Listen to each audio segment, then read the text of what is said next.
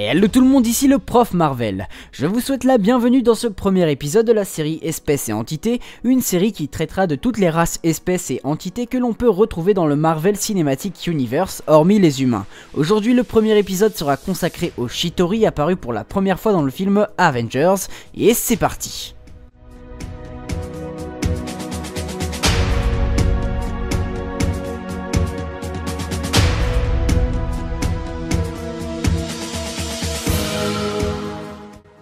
La particularité de la race des Chitauri, c'est qu'elle n'a pas vraiment de background dans les comics. C'est pour cette raison que Joss Whedon les a utilisés pour son film Avengers au lieu d'utiliser les Skrulls ou les Kree. Ce n'est que depuis l'apogée du MCU via Avengers que les Chitauri ont été intégrés à l'univers 616 des comics Marvel, c'est-à-dire la continuité principale des comics. Cependant, on peut noter qu'ils étaient déjà présents dans l'univers Ultimate depuis 2002, mais ils étaient plus une race dérivée des Skrulls qu'autre chose. Dans l'univers du MCU, la Terre 199 999, les Chitauri sont des sortes de reptiles mi-organiques, mi-cybernétiques se rapprochant visuellement de la race des Phalanx qui, eux du coup, n'existent pas dans cet univers. On ne sait pas vraiment d'où viennent les Chitauri, mais tout laisse à penser qu'ils vivent non loin du sanctuaire, un astéroïde dans l'espace où s'est établi Thanos le Titan.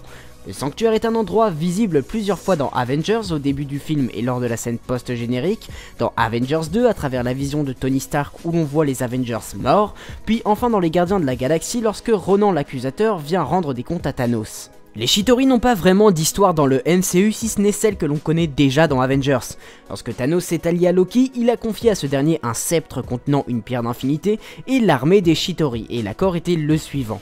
Loki pourrait régner sur la Terre si, en échange, il rapportait à Thanos le célébrissime Tesseract contenant la pierre de l'espace. Les Chitauri ne sont donc que des soldats du mal qui ont ravagé la ville de New York et qui ont été stoppés par les Avengers.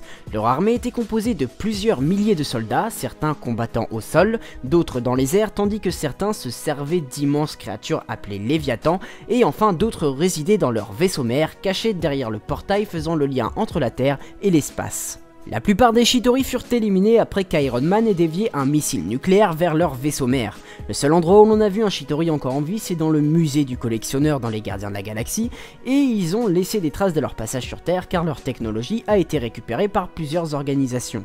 Parmi elles, on y trouve le Shield, Hydra, Hammer Industries, Damage Control ou des petits groupes de criminels tels que celui de Adrian Toomes, alias le Vautour.